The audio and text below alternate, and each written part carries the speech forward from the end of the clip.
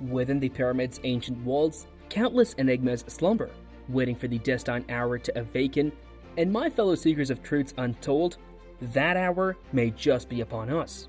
Here comes Tucker Carlson, wielding revelations that might just send shivers down the spine of history.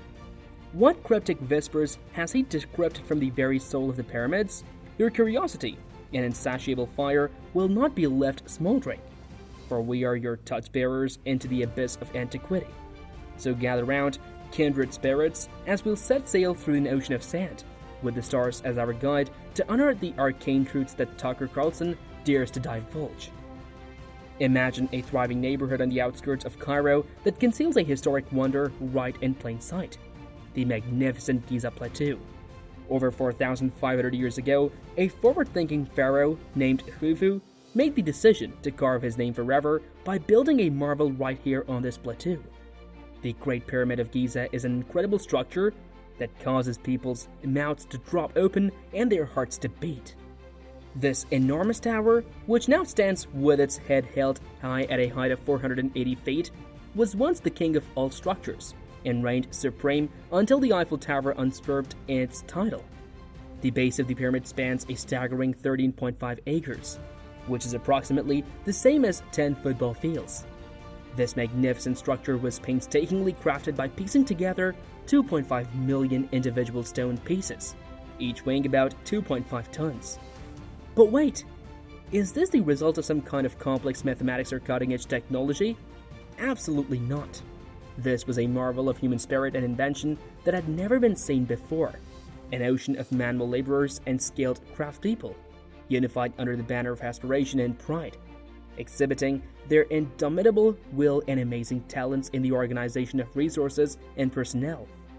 The wind that blows through the golden sands of Giza carries with it the ancient stories that are a tribute to the ageless grandeur and aspirations of humanity. This monument stands as a testament to these things. The pyramids of Egypt, which are shrouded in mystery and are illuminated by the warm tones of the desert sun, around these ancient marvels, people love to weave tales of mystery and magic that have been passed down through the ages. There is a treasure trove of stories. Have you ever heard the old wives' tale about how you can sharpen a dull razor blade by putting it in a pyramid? Or how food that is stored inside a pyramid can maintain its quality for centuries? Well, stories like this infuse our everyday lives with a touch of the fantastical. If the ancient Egyptians were able to hear these tales, you can bet that they would be roaring with laughter. The pyramids were never intended to be used as mystical talismans, and the shape of their structures does not have any inherent magical qualities. The question now is, how did they come into existence? Inform us about it in the following comments. In the dim mists of the prehistoric times, people would bury their dearly departed in simple mounds of sand. However, the unrelenting winds of the desert were not particularly respectful. They continued to sweep the sand away, so uncovering whatever had been buried. The age-old method of the resolution: dig through the rock and make sure everything is secure. This, my dear friends, was the beginning of the burials that were cut into the rock. Now, we have reached the point where things start to become interesting. Someone, maybe an early adopter who was ahead of this time, had the idea, why not build a little bench-like structure over the grave? Consequently, the mastaba came into being. Imhotep, the brilliant thinker of the Third Dynasty, is about to take the stage now. He wasn't satisfied with just one mastaba, so he piled another on top of the first one, and then some more. The step pyramid at Saqqara was built on top of this architectural layer cake, which served as the base. It was like something out of an ancient Lego set. But hold on, there's much more to it. Another creative mastermind, Sneferu, with the brilliant idea, what if we fill in the steps? And voila, the construction of the very first genuine pyramid began. In a nutshell, the pyramid was the result of development and architectural exploration. It was practically a case of serendipity. Any mystical properties? The ancient Egyptians would tease you with a wink and a nudge because the real charm lay in their innovative and audacious ways of doing things. In the year 1798, a person immersed in desire and allure emerges on Egyptian soil. That figure was none other than the illustrious Napoleon Bonaparte. This adventure, my good friends, ushers at the beginning of a brand new period, which is the exciting beginning of Egyptology. You have to understand that Bonaparte was more than just a brilliant general. Our hero also had a secret life as a scholar and dabbled in the mysterious world of mathematics in his spare time. His inquisitive nature was a fire that was just begging to be stoked, and he was a member of the esteemed French Institute in the Division of Mathematics. Imagine for a moment that he was awestruck and amazed as he stands in front of the Great Pyramid. In spite of the fact that his troops desired to reach the peak of the pyramid, Napoleon's clever mind was racing in another direction. He hastily scribbled down some figures, and with a twinkle in his eye, he announced that with these enormous stones, one might construct a wall that would encircle the entire planet. But intrepid explorers, this is the place where the sands shift and where legend mingles with the unknown. Napoleon, completely enthralled, proceeded to venture deeper and deeper into the Great Pyramid. He eventually found his way into the sacred burial chamber after winding his way through a maze of ancient tunnels. His entourage looked on as he took a few slow breaths, and then asked to be left alone in this crypt filled with mysteries.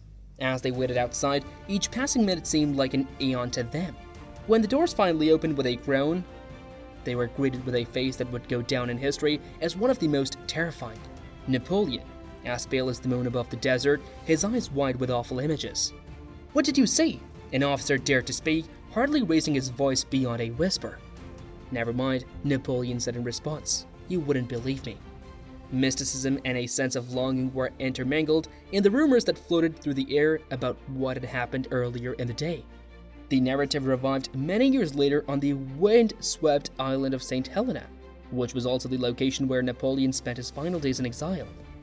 In a moment shrouded in secrecy and darkness, Napoleon came dangerously close to revealing the truth about the pyramid, but he decided against it at the very last second. The mystery has never been solved, and the sands of Egypt continue to keep a secret. Was it some sort of a prophetic dream? A cunning plan to establish his own mythology? While the rest of the world watches in awe and bewilderment, the Great Pyramid's hushed voices protect its deepest, most mysterious mysteries. It was the time of around 450 BC. Herodotus traveled to Egypt. Everything that he witnessed was recorded by him. One of the things that he asserted about the Great Pyramid that we know for a fact was not true was that it had the quantity of onions and bread that was required to feed the workers etched on the exterior of the pyramid. That is very definitely not the case. That won't make it onto any pyramids, that's for sure. Herodotus did inform us about the construction of the pyramid around 450 BC, which is when the pyramids were almost 2,000 years old. He said that it required 90,000 men working on the pyramid at the same time to construct it. There are 900,000 guys involved, and each of them worked for a period of 3 months at a time. The number of men, 90,000, is an intriguing statistic, as is the period of time, 3 months at a time. The pyramids was constructed by free labor. No slaves were used in their construction. The Exodus does not occur until a much later time, when all of the Israelites are still living in Egypt. There was never a significant population of slaves in Egypt that were employed for various construction projects. In ancient Egypt, there was no such thing as a weapon that provided a single individual with a significant advantage over a big group of individuals. It would be incredibly challenging to maintain control over 1,000 slaves or more. That's all there is to it, guys.